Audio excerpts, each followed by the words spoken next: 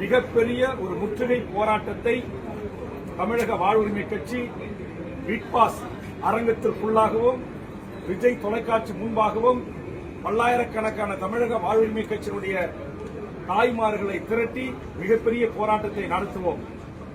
இது இனியும் அனுமதிக்க முடியாது. இன்னைக்கு ஒவ்வொரு நாளும் அந்த நிகழ்ச்சியை பார்க்கிற பொதுமக்கள் இந்த விஜய் தொலைக்காட்சியில கமெண்ட்ஸ் பகுதியில் பல்லாயிரக்கணக்கான கமெண்ட்ஸ்களை சொல்றாங்க. இது ஒரு மோசமான நிகழ்ச்சி, இது பண்பாட்டு கலாச்சார சீரழிவு நிகழ்ச்சி, தயவு செய்து இதை தடுத்து நிறுத்துங்க, இது வேண்டாம் அப்படின்னு சொல்றாங்க. ஆனா அதை எதை குறித்து கவலை கொள்ளாமல் இப்படி ஒரு மோசமான நிகழ்ச்சியை தமிழ் சமூகம் அனுமதிக்க கூடாது.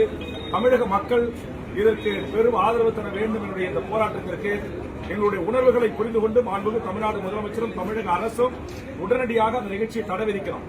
கர்நாடகத்தில் தடை விதிச்சிருக்கிறாங்க, வேற ஆந்திராவில் இது குறித்து அது மாற்றி அமைக்கப்பட்டிருக்கிறது, கேரளாவில் இந்த நிகழ்ச்சி மாற்றி அமைக்கப்பட்டிருக்கிறது. மற்ற மாநிலங்களில் அந்த மக்களுடைய உணர்வுகளுக்கு அந்த அரசு மதிப்பளித்திருக்கிறது, விஜய் தொலைக்காட்சியினுடைய அந்த மாநில நிர்வாகம் மதிப்பளித்திருக்கிறது.